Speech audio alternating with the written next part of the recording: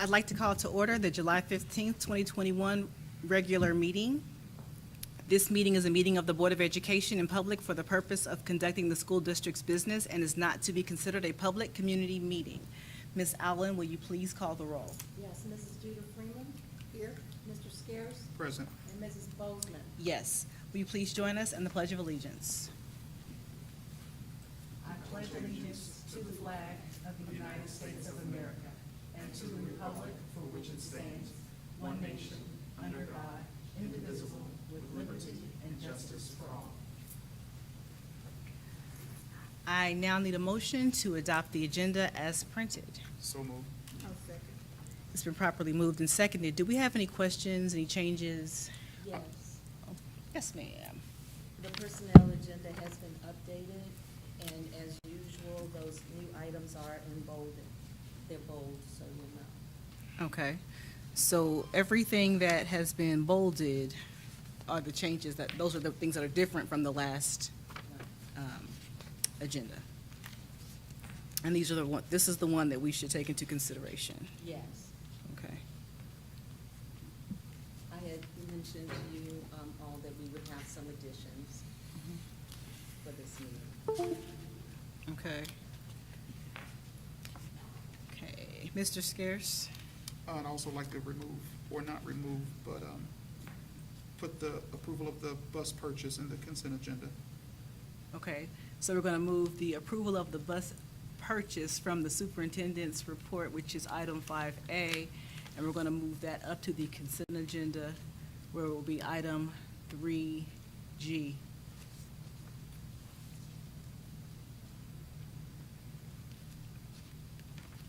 Are there any other changes to the agenda?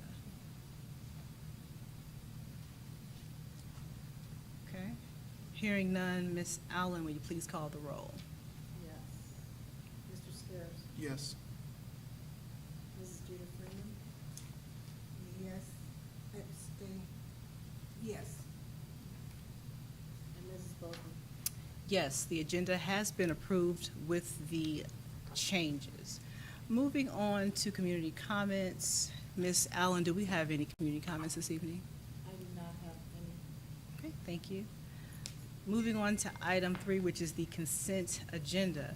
For item 3A, we have the approval of the minutes for June 3rd, 2021, June 17th, 2021, and June 24th, 2021.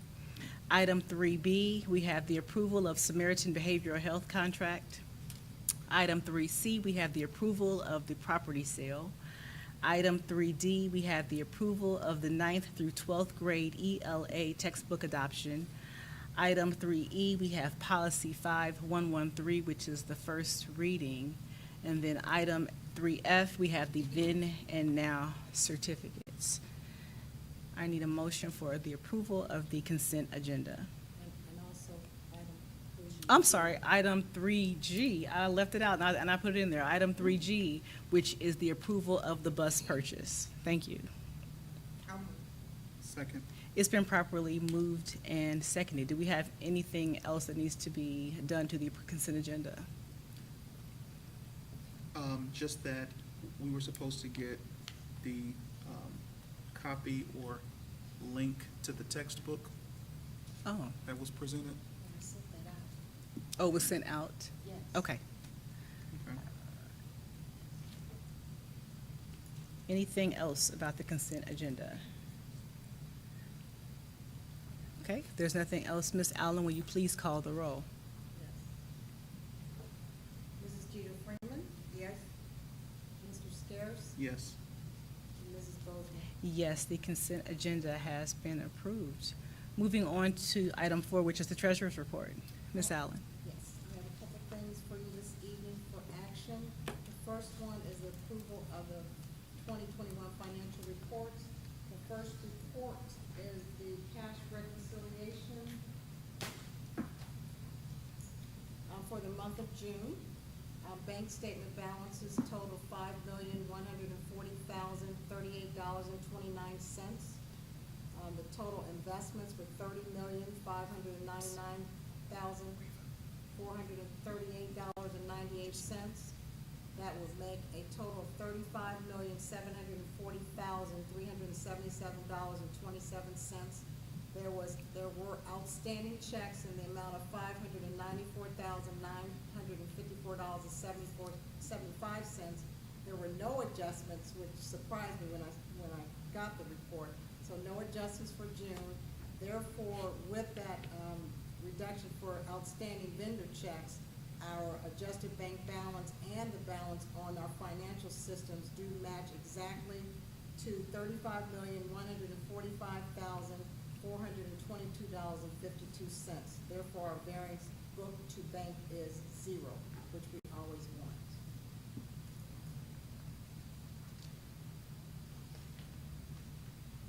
The second item is a list of checks over $1,000. We did have a finance committee meeting with the finance committee members, Mrs. Jeter Freeman and Mr. Norman Scares, and there were several questions on checks. So I had the opportunity to pull those checks, and I would like to go through those checks at this time. So the first one, question was for a check to Maria Land Soccer Shots, and it was check 96759, and it was in the amount of $4,500, and that was for a soccer program for the summer.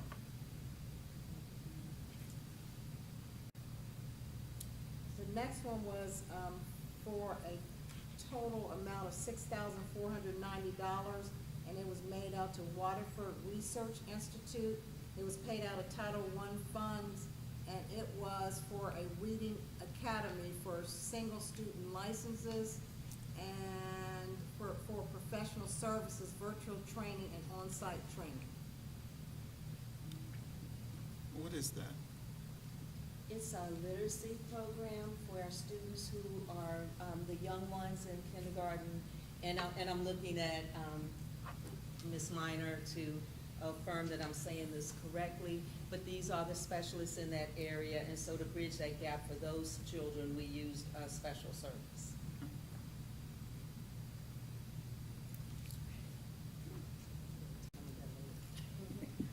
Tell me that later. I'll tell you that. Okay. The next one was a check to WITFIT in the amount of $6,873, and it was paid out of our student wellness funds, and so it was active seating for wellness. And so this, I know we talked about this and we wanted to get special chairs for the kids, and I actually saw some of those special chairs at Madison Park, and they were just different from regular chairs, so that was that.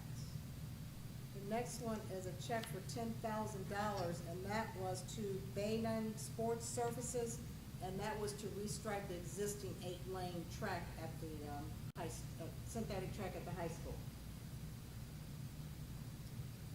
The next one is a check for $25,440.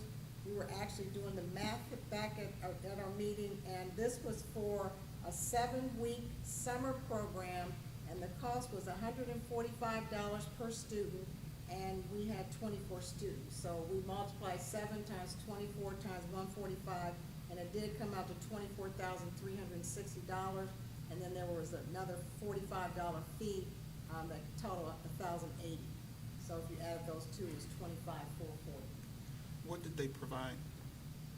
They were the summer school program for our kids that we couldn't provide services for when we went over our number, and they had a longer program than we did. So it's a 7-week program. That's why it cost what it did, was because those students were involved for 7 weeks for the summer. But we had talked about that needing some overflow place, and that's what WISE provided for us. Okay, that was the first time, we had asked for that number before, and that's the first time that we had heard anything about how much that program actually cost us.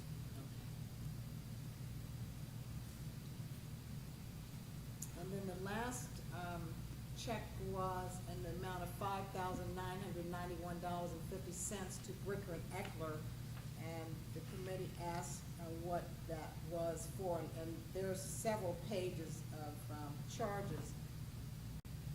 So there was charges, there was a, I think AAA stands for something, arbitration association. So there were charges for that, and that was related to Alicia Pagan. And there were charges, just conferences with our HR director, with the superintendent, and other communications regarding non-renewals and other staff members. And as we had talked about at our last meeting, the majority of that charge was the Title IX training that we had, that they held for us here. The arbitration piece had went on, and it literally just got settled. We didn't know whether or not it was going to turn into anything because, you know, we were gathering information, and I can share more of that because it is specific to a certain employee, if you would like, as we, you know, go into exec session. Thank you. So that, okay, one more, and then the last report was the spending plan summary for June. And this is obviously the last month of the 12 months from July 1st, 2020 through June 30th, 2021. And it indicates your monthly actuals and your fiscal year-to-date actuals. And I had explained at the financial committee meeting that for the first time in a long time, that we actually did not have deficit spending. And what deficit spending is that you have expenditures that exceed your revenue. We did not for FY '21 in the amount of $133,773, and primarily that was due to us receiving the federal monies, the ESSER federal monies. So I was very excited about that. And then our cash balance compared to last year was very close, and normally we see a significant dip from the year before. So our ending cash balance came in at $29,317,008. And so those were the three reports that I would like for you to approve this evening. Okay. I need a motion for the approval of the June 2021 financial reports. So moved. Second. It's been properly moved and seconded. Do we have any other questions about those financials? Hearing none, Ms. Allen, will you please call the roll? Mr. Scares? Yes. Mrs. Jeter Freeman? Yes. And Mrs. Bozeman? Yes, the motion carries. Moving on to item 4B. Okay, the last one is the appropriations. I'm trying to do something just a little different, starting this year in end of FY '21 and FY '22. We're gonna be using the system more to produce the appropriations. So anytime we put anything on the system, we can run a report, and these appropriations then will be in a document for you to approve. So you're gonna see more of those appropriation documents that I'm gonna send, ask for approval, and it might be every meeting until we get everything pretty well established. At the beginning of any year, there's always a lot of movement, particularly in the area of putting on all the budgets. So we have to put on the general fund budgets, we have to put on our bond retirement budgets, our athletic budgets, our food service budgets, and all of those funds that you see in front of you. So this is an updated appropriation resolutions report that shows your total appropriations, also the carryover from last year, and then the equal appropriations at the end. And so I'm asking for approval for and we call it amended appropriations, and as I said, you'll see that more often until things can kind of stabilize and we can get everything on the system. Okay, I'm asking for your approval for that document this evening. gotcha. I need a motion for the amended FY '22 appropriations. So, second. It's been properly moved and seconded. Do we have any questions about those? Hearing none, Ms. Allen, will you please call the roll? Yes, Mrs. Jeter Freeman, Yes. Mr. Scares? Yes. And Mrs. Bozeman? Yes, the motion carries. Moving on to item 5, superintendent's report. Okay. Well, we moved A up, that's already been taken care of, so I do have, next thing is approval of the personnel agenda.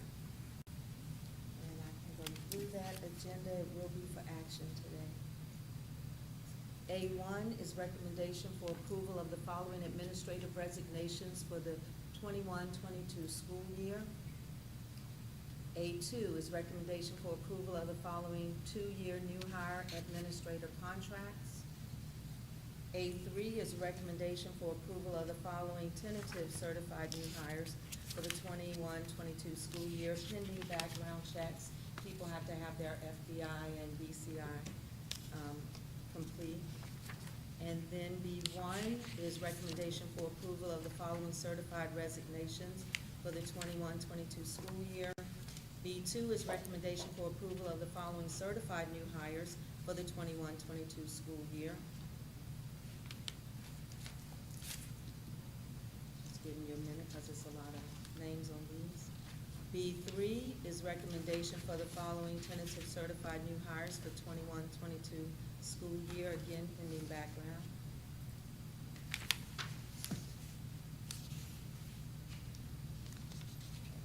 B4 is a recommendation for approval of the following certified corrections.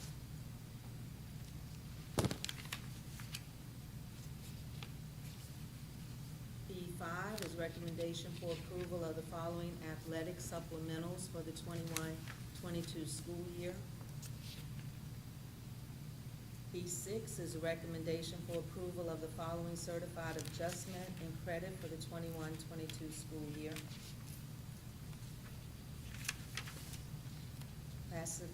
Classified personnel agenda is C. C1, recommendation for the approval of the following classified resignations for the 21-22 school year.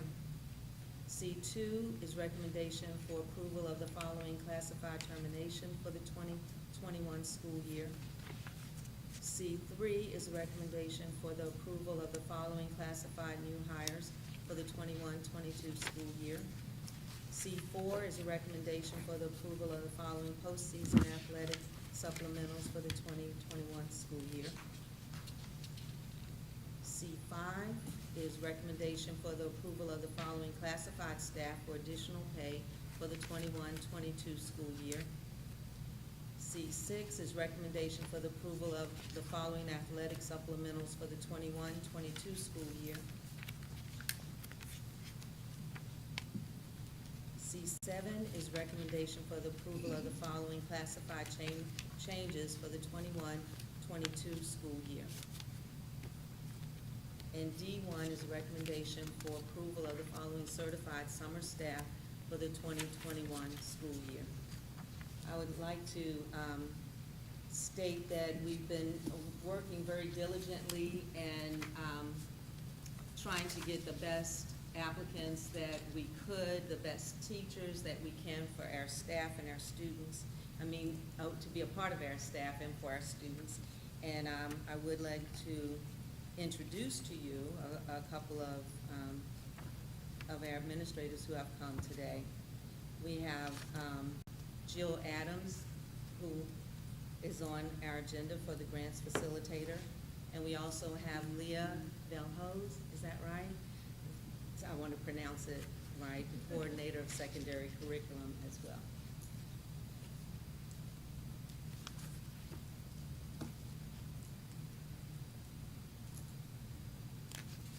Okay.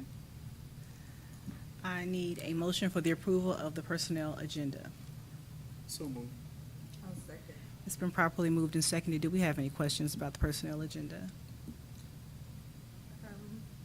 You didn't have time to fully discuss all of the, I guess the bolded items, I guess. the bolded items with the entire board. Is it possible we can do that, and bring that one? Unfortunately, as I spoke to you and I contacted each of you, we have people who have given their resignations with the understanding that I have definitely vetted everyone, that all of the positions are positions that are highly needed, for the district. And And it's not really a concern with your vetting, and we appreciate that. Yeah.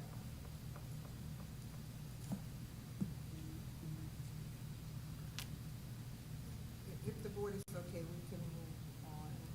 I'll discuss later. I don't I'll necessarily, discuss it with you. I don't necessarily have any issue.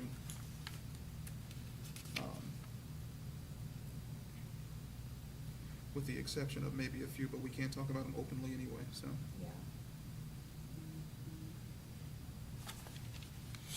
So we're good. We'll move forward. If there is nothing else, Ms. Allen, will you please call the roll? Mr. Scares, Yes. Mrs. Judith Freeman, Yes, abstain on A2, B2, and C4. okay, so say that again, B2, B2, C4, A2, and I think that's it. B2, C4, and A2, well, A2, Yes. B2, and C4. Yes.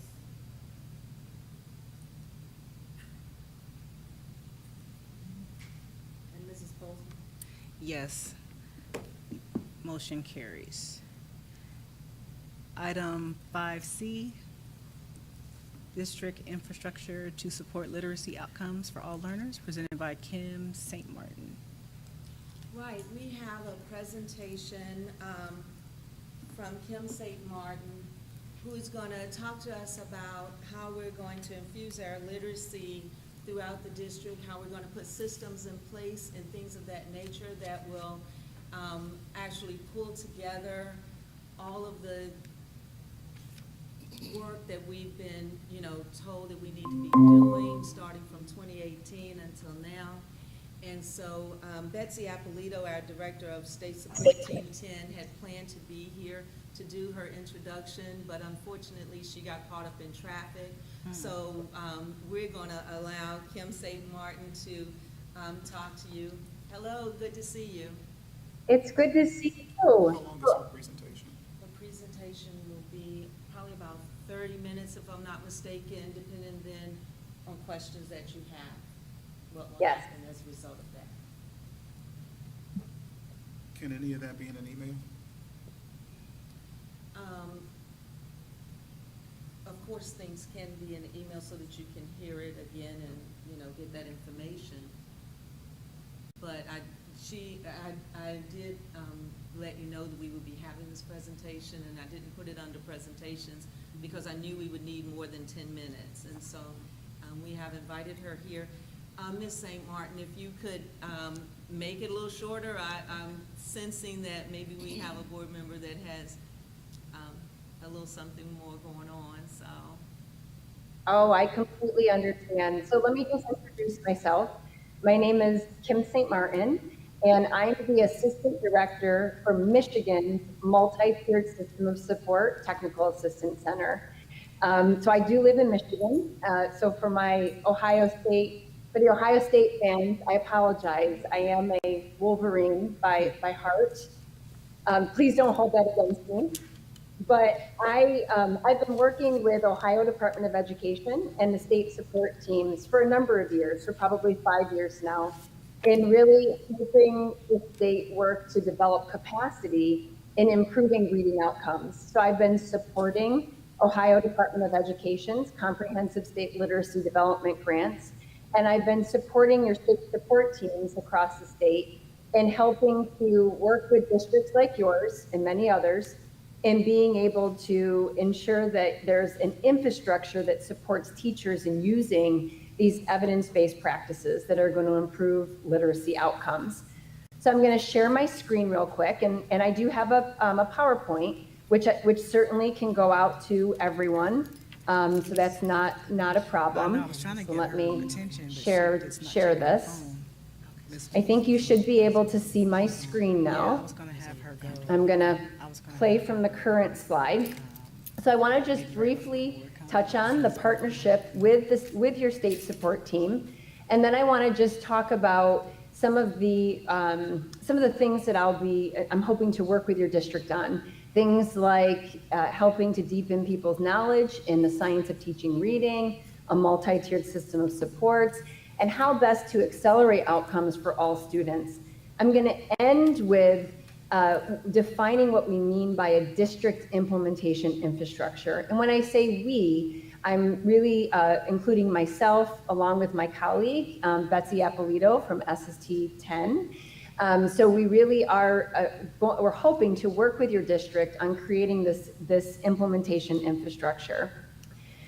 So the collaboration that SST 10 and I are hoping to have with your district really is tied in through Ohio's literacy plan. So Ohio's plan to raise literacy achievement, it really serves as a guide put out by Ohio Department of Ed to ensure that evidence-based language and literacy teaching and learning practices are happening and that learners from birth through age 12 are benefiting from these practices. Within Ohio's plan, there is an emphasis on the need to provide differentiated instruction across a multi-tiered system of supports. Ohio's literacy plan also talks about the need to ensure that we're addressing social and emotional learning standards. So meaning that we're supporting our young people in developing healthy identities, managing their emotions, achieving personal learning goals, showing empathy for others. And last but certainly not least, Ohio's literacy plan wants to ensure that there's healthy collaboration amongst educators, from classroom teachers, the administrators, core subject area teachers, and intervention specialists. The goal is that all students benefit from what is in Ohio's literacy plan. And the Ohio Department of Education is looking to leverage the state support team structure to really help your district in creating your own infrastructure to ensure that the resources and practices that are put into the hands of our educators are going to be best equipped to meet the needs of the range of learners within the classrooms. And those things would all be nested within a multi-tiered system of support framework. So I want to just give a brief definition of what MTSS is. MTSS is a framework. And so what I mean by framework is that it is, in essence, a skeleton of what needs to happen to support learners, students who are well above their grade level peers, students that are below their grade level peers, and some of those students who are well below their grade level peers. The skeleton is only as good as the programs, curriculum resources, assessment practices that really go into making or building this framework. It has 3 tiers, and those 3 tiers increase in the instructional intensity to accelerate learning. Given the pandemic and the potential learning loss that our students have faced throughout the past 14 months, we want to make sure that districts are equipped to have a range of strategies and methods to truly intensify and accelerate outcomes. Tier 3, which is the most intensive level of instructional support that students would receive, this is designed for students with significant needs, including students with disabilities. So for the sake of time, I'm going to skip over some of these specific examples. And I'm going to just briefly touch on some of the common implementation pitfalls with MTSS. And this is one of the reasons why your state support team and Ohio Department of Education have called in people like myself to work with folks throughout the state, is because MTSS is a framework. There are common challenges associated with implementing MTSS. And if these things are not addressed, then it's going to impact any district's ability to improve reading outcomes. So you see 5 implementation pitfalls up here on my slide, one of which is that there's poor quality, what we call tier 1 programming for students. So teachers are using curriculum resources to provide reading instruction to all students. That would be what I mean by Tier 1 programming. The curriculum materials, the strategies that are used for all students in a class. What we see across the nation is that the quality of those resources and instructional methods is not very good. And it results in so many more kids needing intervention than really should. Because we know that 95% of reading difficulties could be prevented. And if we can ensure that our educators have access to the right information that aligns with those most solid, robust reading practices and what the evidence supports, and they have access to high quality curriculum resources, we know that we can prevent reading difficulties. So the very first common implementation pitfall is a poor quality Tier 1.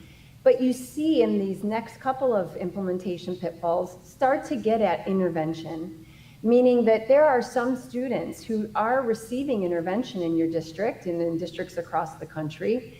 And there are decisions about students' response to that intervention that just aren't happening, or they're not happening in a timely way. And so we see students in intervention and it's not effective. We're not seeing improvements. And so a part of the work that I would be doing in collaboration with your SST would be to help your district be able to avoid these common implementation pitfalls. And we would frame this around a robust way to improve reading and writing outcomes. And to do that is going to require what I refer to as a district implementation infrastructure. So I'm going to forward through this. Okay, hang on, I'm going to get to some of the upcoming work.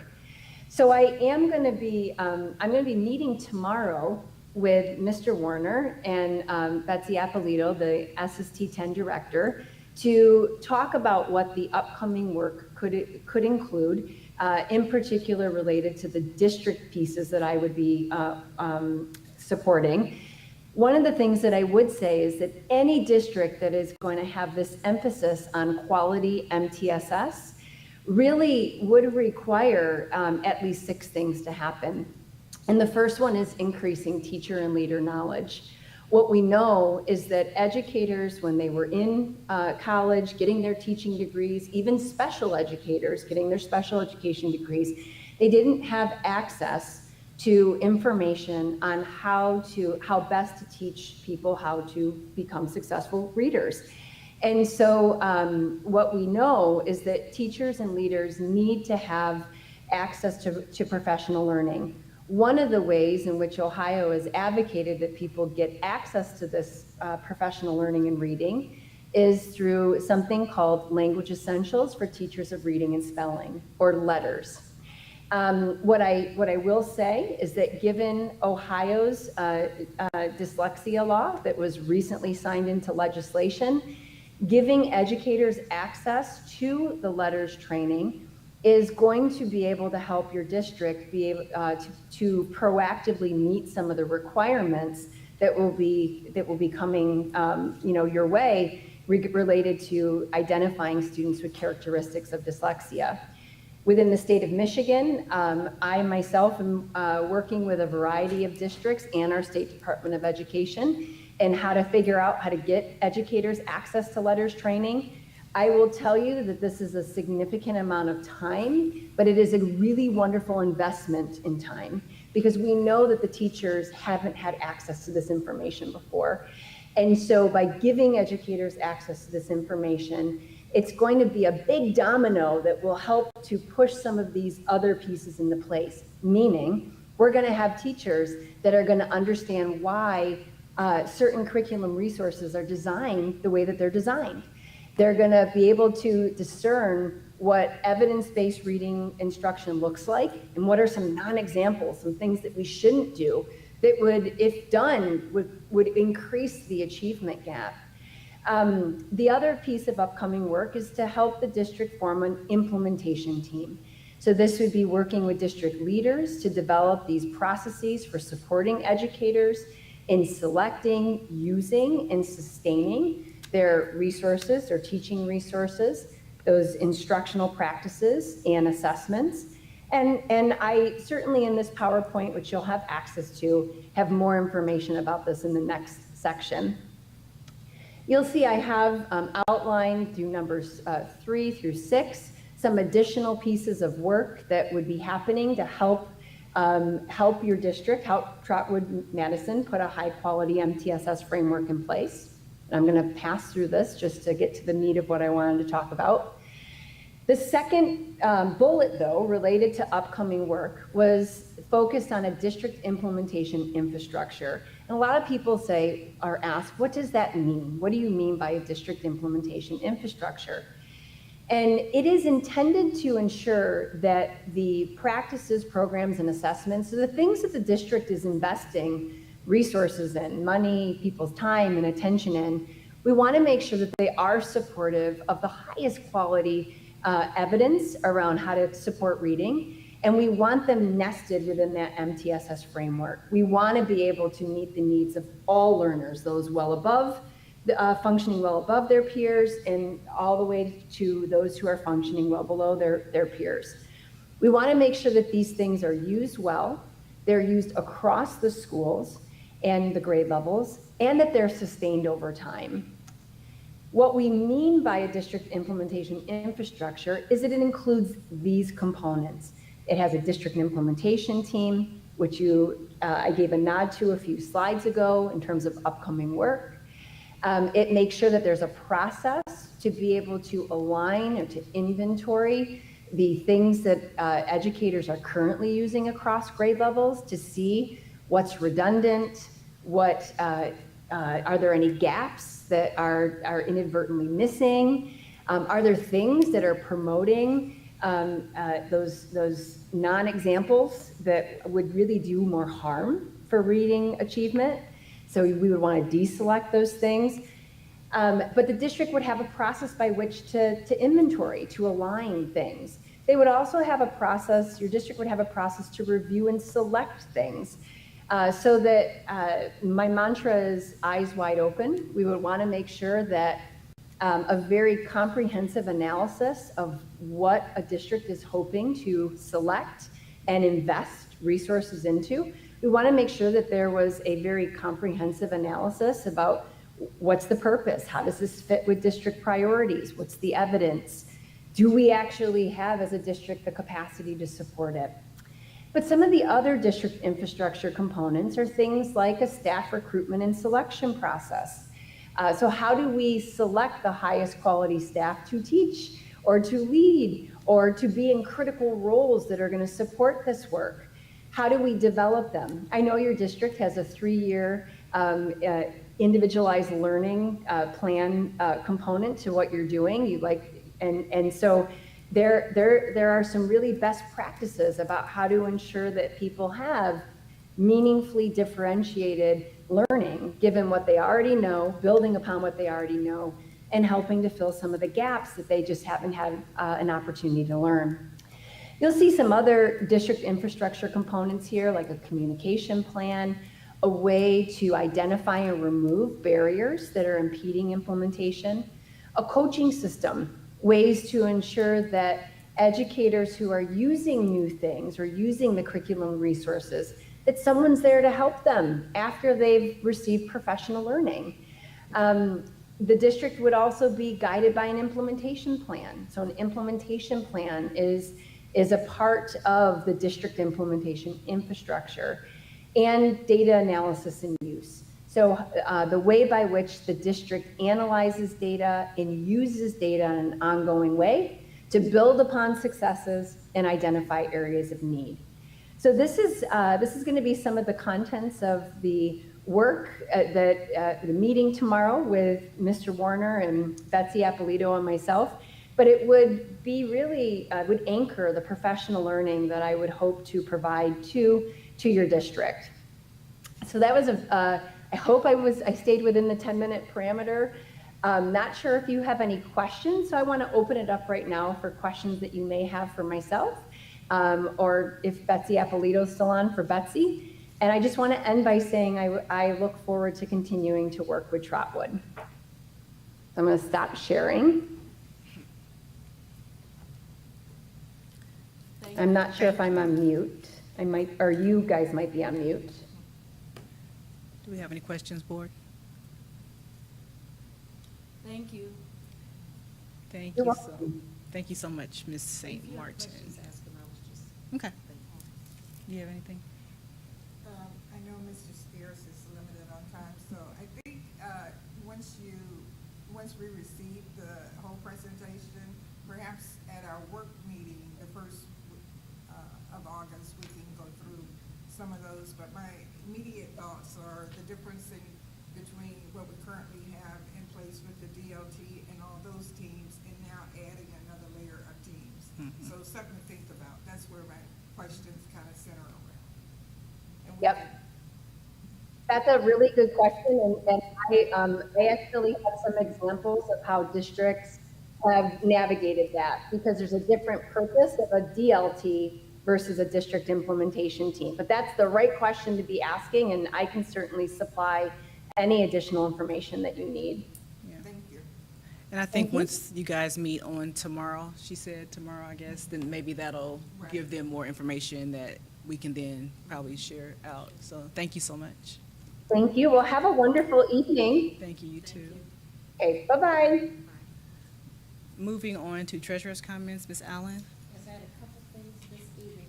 Just FYI to the board that the financial packets are under your executive tab on board docs. So I did place them there. I wanted to, I passed these out to the two finance committee members, but this is just a booklet of our general fund budgets for departments and school buildings.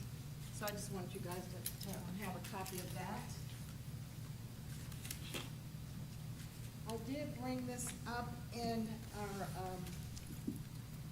finance committee meeting today, and Dr. Cosby had given me a note to, and I think it's Stephanie, and we couldn't remember her last name. It says Kendall here, but it's the assistant manager at City of Trotwood. She was asking about broadband and student partnership between city, county, and school, and wants to discuss finalizing plans to start the project. And the committee board member suggested that we invite the city of Trotwood for them to give you guys a presentation. And so if you would like, Dr. Cosby and myself, we could set that meeting up.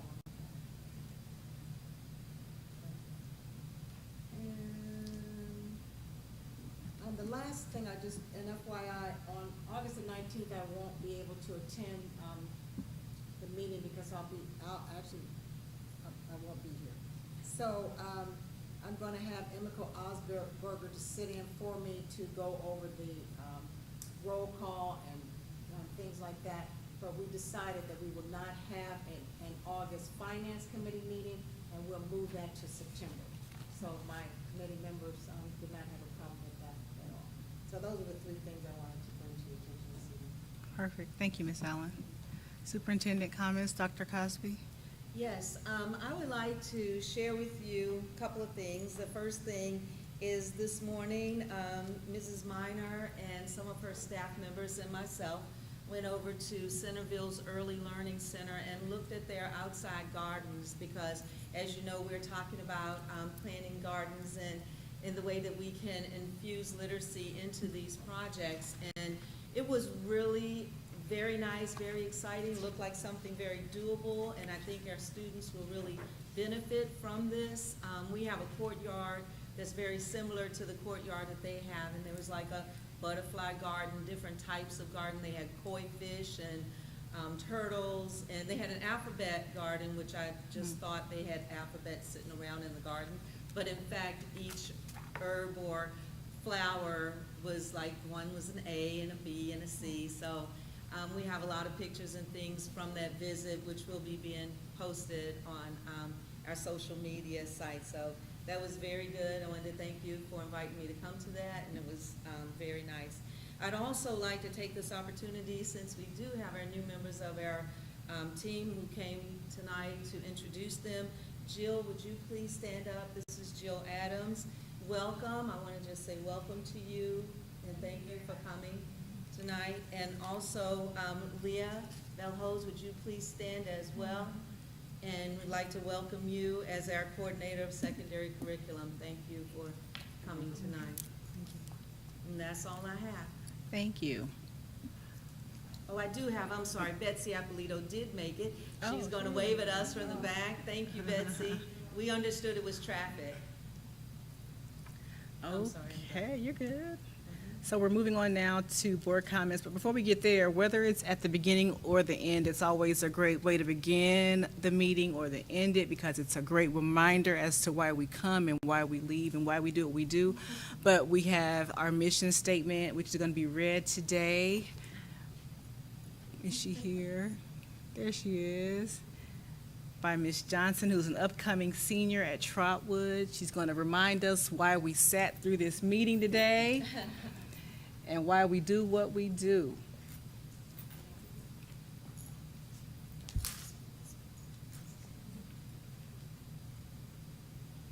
The mission of the Trotwood-Madison City Schools is to graduate all students prepared to excel in a global society with a commitment to lifelong learning by guaranteeing a challenging curriculum facilitated by an innovative and dedicated staff, community participation, and state-of-the-art resources in a stimulating atmosphere. All right. Thank you for reminding us why we do what we do. I needed to hear that today. Thank you. Thank you. Moving on to our board comments. Ms. Jeter Freeman. I have nothing this evening. Thank you all for coming out. Perfect. Mr. Scares? I don't have anything with the exception of welcome to our new staff members. And from someone whose name is always mispronounced, how do you say your last name? Vlahos. Vlahos. Thank you so All much. right. Nice to meet you. That's it. Thank you, thank you, thank you. All right, and again, I echo his sentiments. Welcome, glad to have you. I'm looking forward to everything that we're moving toward. We have a lot of exciting work ahead of us, so I'm looking forward to everything that you guys are thinking about and working toward. With that, I'd like to entertain a motion to adjourn. So moved. Second. It's been properly moved and seconded. Ms. Allen, will you call the roll? Mr. Scares, Yes. Mrs. Jeter Freeman, Yes. and Mrs. Bosley. Yes, meeting adjourned. It is 6:18. Thank you.